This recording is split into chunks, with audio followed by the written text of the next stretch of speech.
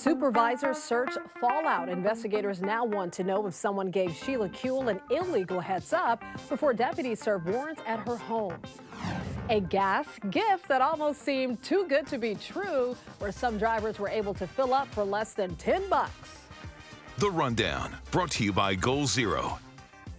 Hello, everyone. Welcome to The Rundown. I'm Robin Winston. The Sheriff's Department is asking California's Attorney General to investigate whether Supervisor Sheila Kuehl was illegally tipped off before the search of her home Wednesday. Sheriff investigators served 5 warrants at locations connected to Kuehl and LA County Civilian Oversight Commissioner Patty Giggins. They are looking into whether Kuehl improperly influenced a contract awarded to a nonprofit run by Giggins. Kuehl told NBC4 she had been given advance warning of the search at her home. I had been texted last night by County Council that there was a planned search of my house, maybe as early as 7 a.m. We reached out to the supervisor's team for clarification. A spokesperson said due to litigation, there would be no further comment. Both women deny any wrongdoing, saying that they believe this was retaliation for speaking out against the sheriff. 2 teenagers are accused of selling pills with the dangerous substance fentanyl that led to the overdose death of a high school student in Hollywood. Both boys are now facing serious charges. 15-year-old Melanie Ramos died on Tuesday. Police say Ramos and another teen from Helen Bernstein High School bought drugs from a 15-year-old boy. They believe those drugs contain fentanyl. A 15 and 16-year-old have been arrested, but officials say it doesn't stop here. Investigators are working to figure out where the teens got the drugs to sell. So rest assured, you may hide in the shadow of whatever curtain you choose, but there are smarter and stronger, more morally driven people who will find you, will prosecute you, and will punish you. 2 additional overdose victims were also found. Police say the drugs were bought at nearby Lexington Park. The call to conserve and stop outdoor watering for 15 days seems to have paid off. That request to millions of Southern Californians came so the Metropolitan Water District could repair a critical pipeline. It is now nearly complete. And Water District officials say customers have reduced their water usage by 30%. I just wanted to say to everybody, thank you so much for taking the actions that are needed. If all goes as planned, customers can resume outdoor watering on Wednesday. All right, I haven't heard any complaints about the weather lately. It's been feeling good, right? Meteorologist Belinda De Leon is tracking even more comfortable conditions in your first alert forecast. Hi, Robin. It's the last weekend of summer, but it's not going to feel like it. The temperatures are going to keep cooling, and we're going to have highs that will be below normal for this time of year. Also, we'll start off with the morning cloud cover, the marine layer, then gradually we'll get to the sunshine. The basin in Orange County will have highs in the mid to upper 70s this weekend, 80s for the IE. Sunday will be the coolest day. Temperatures in the upper 70s along the coast and 60s in the mountains. The reason for the cool down, we have an area of low pressure that's going to be approaching the west coast. It'll bring rain for northern and central California, but for us, it's only going to bring that cooler weather and also that cloud cover. And you know what? For next week, it looks like those below normal and fall-like temperatures will continue. Here's a trend in Burbank where we see the numbers dropping this weekend and staying there through the middle of next week. Thursday, a warm-up, and that's when we have the official start of fall. Governor Newsom is calling for a federal investigation into the governors of Florida and Texas. He wants to know if laws were broken when Florida Governor Ron DeSantis sent 2 planes full of migrants from his state to Martha's Vineyard in Massachusetts. Newsom called the move cruel. He cited reports that some of the migrants got onto the plane under false pretenses. They were apparently told they would be taken to Boston to receive expedited work authorization, and people living in Martha's Vineyard say the migrants did not know what was happening. They all want to work. They're asking when they can start working. They were told that they had jobs. So when they arrived, they wanted to know where they could go to work. Like this morning, they woke up. Where do we work? Where do we work? Where do we work?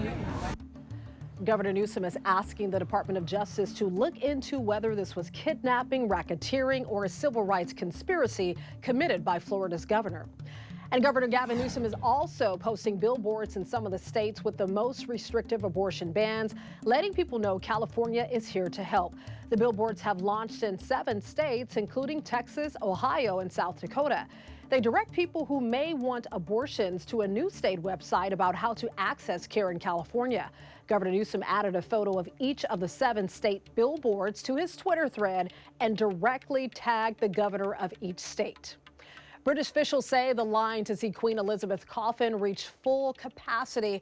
They temporarily closed the line at one point as thousands of people waited up to 14 hours. Miss her a lot. She was a wonderful, divine soul, I must say. The Queen is lying in state until her September 19th funeral. I'm a power blackout, and I'm going to put you in the dark. What is that? It's the Yeti 3000X solar generator, a home backup system from Goal Zero. Take that blackout. Regal Theaters is closing 3 Southern California locations following its bankruptcy filing. Cineworld filed for bankruptcy earlier this month, closing 24 owned theaters. We've learned this includes the Regal Theaters in Anaheim Hills, Irvine, and Calabasas. All 3 locations will be shut down in the next couple weeks. The movie theater giant took a huge financial hit during the pandemic. Hundreds gathered in downtown LA Thursday on the eve of Mexican Independence Day, marking the anniversary of Mexico's War of Independence against Spain. Viva Los Ángeles! Viva México! Viva México! Viva México! That was Mayor Eric Garcetti yelling out El Grito. It's the battle cry of Viva Mexico, which Father Miguel Hidalgo used to call on the people to rise up against Spain in 1810. Families came out to celebrate Mexican heritage and gain a deeper understanding of Mexican culture. Apple's newest iPhone is now on store shelves. The iPhone 14 is billed as a minor upgrade compared to the iPhone 13. There is a more noticeable difference between the 2 Pro models. The iPhone 14 features a 6.1-inch design, a new dual camera system, and a safety service with emergency SOS, which Apple claims is an industry first. We're getting an inside look at the 2028 Summer Games, which of course will be here in LA. Only NBC4 was there when the LA 28 Organizing Committee and the IOC toured the UCLA campus Thursday. That's where the future athlete village will be. Organizers say the 2028 Games will be privately funded with sponsorship and other deals. LA 28 chairperson Casey Wasserman acknowledges there are still challenges in a post-pandemic world. He also speaks to critics who say LA is in need of affordable housing and solutions to homelessness. We as leaders in this community have a responsibility to deal with those problems today. Because if the Olympics weren't here in 2028, those problems exist today, and they will continue to exist unless we deal with them. There will be several more tours and check-ins by the IOC over the next few years. The opening ceremony for the LA Olympics is scheduled for July 14th, 2028. We can't wait. Blake Lively and Ryan Reynolds are expanding their family. Lively is pregnant, so they're expecting their 4th child. Well, the couple are parents to 3 little girls already. Lively debuted her baby bump during an event saying that she likes to, quote, create, whether it's baking or storytelling or business or humans. Reynolds and Lively got married back in 2012, so let's say congratulations to their little bundle of joy. Well, a lot of drivers in Hollywood had to do a double take. That's because a gas station was charging 91 cents for a gallon of gas. So this is no joke. It really happened. This was not a mistake. The prices are all a part of a promotional tour. It's for NBC's reboot of the time travel drama Quantum Leap. Well, the show first debuted back in 1989, so these gas prices reflect what folks were actually paying 33 years ago. Many drivers were able to fill up for less than $10. What's your gas today? My gas was like $7 today. Oh my gosh. Wow.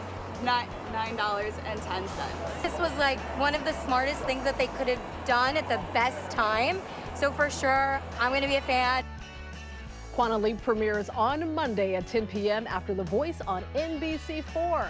I'm feeling a little jealous. Like, why didn't you guys call me and tell me about this? I thought we were friends. 91 cents for a gallon of gas? That's pretty sweet. You can always get news and weather updates on the NBCLA app and on our website, NBCLA.com. And be sure to tune into Today in LA on NBC4 weekdays from 4 to 7 a.m. I'll be helping you get around with the traffic reports throughout your morning. I'll see you next time on The Rundown.